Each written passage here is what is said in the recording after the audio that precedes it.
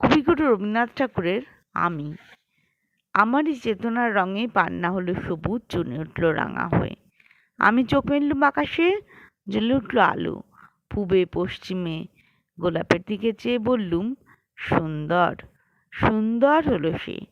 তুমি বলবে এ যে তত্ত্ব কথা, এ কবির বাণী নয়। আমি বলবো এ সত্য, তাই এ কাব্য। এ আমার অহংকার, অহংকার সমস্ত মানুষের হয়ে। মানুষের অহংকার পটেই বিশ্বকর্মার বিশ্বশিল্প। তত্ত্বজ্ঞানী জপ করছেন নিঃশ্বাসে প্রশ্বাসে, না না না, না পান্না না চুনি, না আলো না গোলাপ, না আমি না তুমি। ওদিকে অসীম যিনি, তিনি স্বয়ং করেছেন সাধনা মানুষের সীমানায়, তাকেই বলে আমি।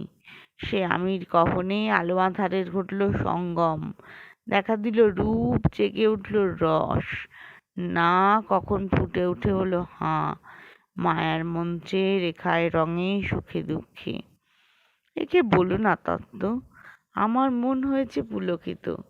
বিশ্ব আমি রচনার আসরে, হাতে নিয়ে তুলি, পাত্রে নিয়ে রং। পণ্ডিত বলছেন বুড়ো চন্দ্রটা নিষ্ঠুর চতুর হাসি তার, মৃত্যুদূতের মতো আসছে গুড়ি মেরে পৃথিবীর পাঁজরের কাছে।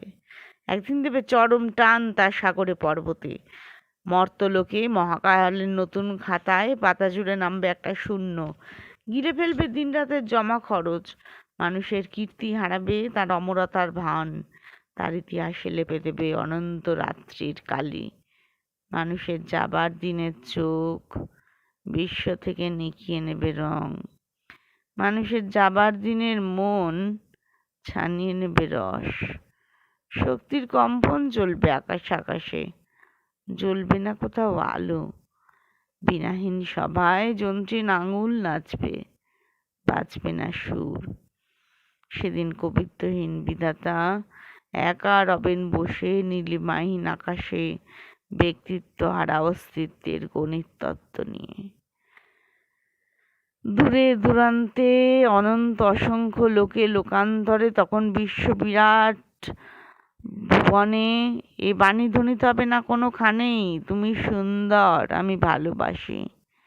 বিধাতা কি আবার বসবেন সাধনা করতে যুগ যুগান্ত ধরে? প্রলয় সন্ধ্যায় জপ করবেন, কথা কও কথা কও, বলবেন বলো তুমি সুন্দর, বলবেন বলো আমি ভালোবাসি।